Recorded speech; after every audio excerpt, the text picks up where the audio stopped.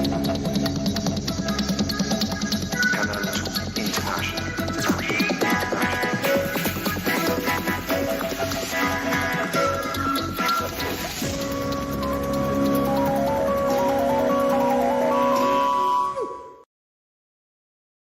evening, everyone, and welcome to this edition of Primetime Newscast in the English language and Canal de International. I'm called Maureen D. We begin with our top stories.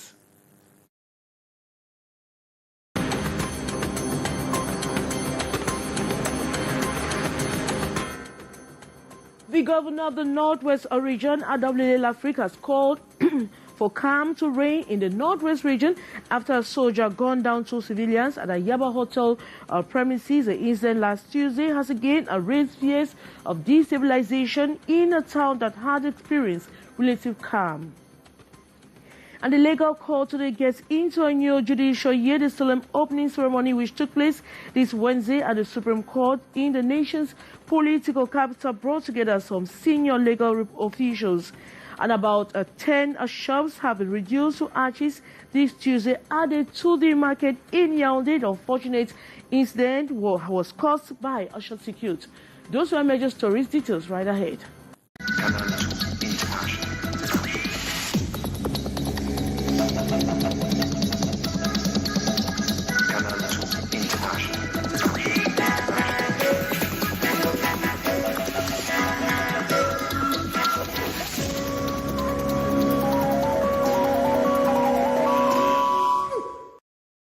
Good evening once more. The governor of the Northwest region, Adolphine Lafrique, has called for calm after a soldier gunned down 2 civilians at the Yaba hotel premises. The incident last Tuesday has once again raised the issue of destabilization in a town that had experienced a relative calm for some time now. More of the story with Regina Leketandak.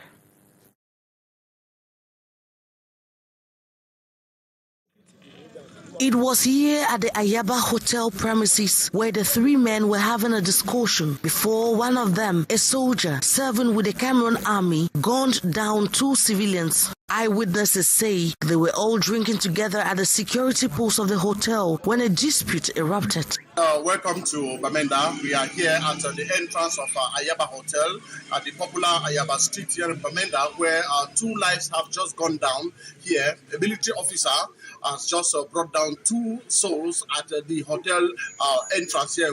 Though the subject of dispute is not yet known, the killer soldier, probably under the influence of alcohol, would open fire on the 2 civilians, killing them instantly. Though the soldiers kept reporters, family members and other curious onlookers and even customers away from the scene, the anxious people only believed their eyes after seeing the lifeless body of Ibrahim Yonji Tala lying about 5 meters away from that of Chair Henry, whereas Ibrahim Yonji was a business tycoon and proprietor of the Mawa Hotel in Bamenda. Chair Henry was a subcontractor in charge of cleaning at a Neo company. The population of Bamenda and the Northwest region as a whole have expressed fears that this other brutal killing could compromise the relative calm that reigns in the region for some weeks now. In a press release issued this Wednesday morning, Northwest Regional Governor Adolphine Lafrique has called on the population to remain calm as profound investigations into the incident continues. 10 shops have been reduced to ashes this Tuesday at the Tudi market in Yaoundé. The unfortunate incident, traders cried out, was caused by a return of electricity, ravaging a good number of the shops. More on the story with our reporter, Utmul Kusumi. It was about 10 p.m. yesterday when fire broke out at the Etudi market. The violent flame wasn't easy to be stopped by traders and inhabitants of the neighborhood. Even the firefighters found it difficult. The fire outburst, the traders say, was caused by sudden return of electricity. Il y a eu coupure d'énergie. Après la relance de l'énergie, la lumière. The light went off. When it suddenly came back, it was very heavy, and suddenly fire just started.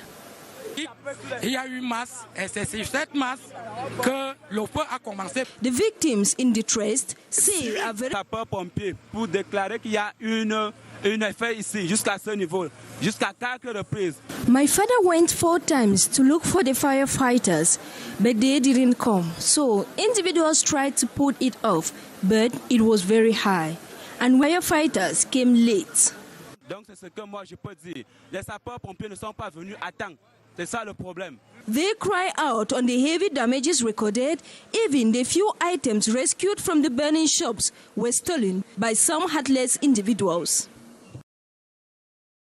To Ngaundari in the Damawa region, where the town is witnessing a shortage of gas carriers, and truck drivers say they have waited for several days with significant losses already more in the following story. At the entrance to the University Junction of Ngaundari, trucks are queuing up at the filling station. Car owners say the shortage has gone on for more than 5 days. I had to go home, but here I am still. Through oral information, that is how I got to know that fuel is sold here. In some filling stations, carriers are sent to watch for the slightest centiliter of fuel. Drivers plying the Ngaundari corridor have expressed frustration on the scarcity liters to move forward. Here I am today on the 6th day. The road map that we have been given can no longer be respected because we drag on the spot.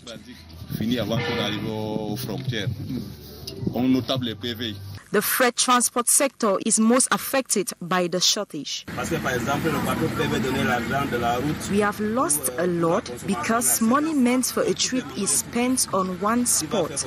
How are you going to continue the trip? And every day that passes, car documents expire. Just like freight trucks, travel agencies and other transport sectors that frequently stock fuel seem to have been taken aback by lack of fuel at the filling station. Both livestock and aquaculture sectors here in Cameroon have been sealed today between the Minister of Livestock, Fisheries and Animal Husbandry and some 7 national international partners this Wednesday in the nation's political capital, Yaoundé. The convention green light for the implementation of activities of the livestock and fishing farming value chain development projects under that ministry. More on the story with our reporter, Beatrice Ngamu. The convention sealed this Wednesday is the effective kickoff for the implementation of the livestock and fish farming value chain development project on the field. This also officializes the partnership with the different national and international institutions accompanying the project in its action towards the beneficiaries. Mais il s'agit ici essentiellement It is essentially to engage professionalization and production plans, professionalize the sectors, professionalize job linked to production of aquaculture and livestock. The Food and Agricultural Organization, FAO, one of the international partners. FAO will be supporting the program on the development of livestock value chain, on beef production, on pork production, technical assistance to review the master plan on aquaculture in Cameroon. The International Labour Organization Yaoundé office contribution to the innovative program is in terms of entrepreneurship, capacity and business and competencies in order to fully take benefits of this program. 7 national and international partners committed to improve the livestock and fisheries value chain project. Financed by the African Development Bank, it will enable the project increase competitiveness and sanitary situation for cattle, porcines and aquaculture. This alongside improving revenues of actors and the creation of employment in the concerned sectors. The Minister of Communication, Rene Emmanuel Sadi, has lauded the efforts made by local media houses in showcasing the image of Cameroon at the ongoing International Business Forum. Promote 22 visiting some of the media stands at the Yaoundé Conference Center. The Minister of Communication appreciated the stand of Canal International. More on the story with our reporter Utmo Kusome. The 8th edition of Promote Business Exhibition Forum marked by the visit of the Minister of Communication in all the different media stands and many others. The communication boss says the business platform is an opportunity to sell the image of Cameroon. Happy of his store, he equally lauded Promote as a remarkable event. He expresses feelings of satisfaction. Alors les premiers sentiments que j'ai sont des sentiments de satisfaction. My first impressions is that of satisfaction because there are a lot of stands and participants. We have about 8,000 participants. That comes from different countries. That is Cameroon, Africa and even Europe, which shows that Promote is a remarkable commercial and industrial trade fair. Remarquable de promotion commerciale et industrielle.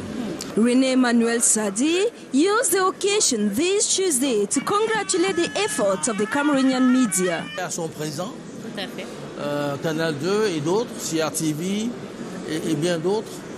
All the medias are present, Canal 2, CRTV and many others. So I'm here to encourage and show all my satisfaction. Canal 2 is a very important audiovisual and we will always come and visit.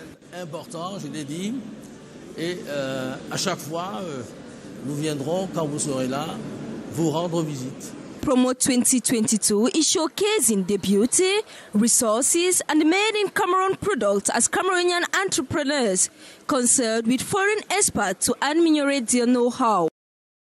And Promote is all about exhibiting small and medium-sized enterprises and via a partnership what are the challenges of SMEs focus of an exchange between the Minister of Small and Medium-Sized Enterprises, Social Economy and Handicraft and of the enterprises at the site of Promote. More in the following story.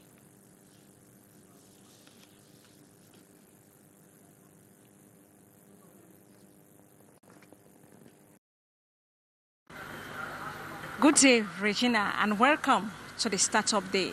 We are at the Promote site here at the Yaoundé Conference Center, and we are talking about this group or this interest of young Cameroonians today. A startup, it should be noted, is a project or a company by an individual or group of individuals to seek, develop, validate scalable economic projects that will help in the development of the country. And many young Cameroonians have dared in the many different sectors of startup. The Yaoundé Conference Center is a good example, and their manifestation is seen in their presence.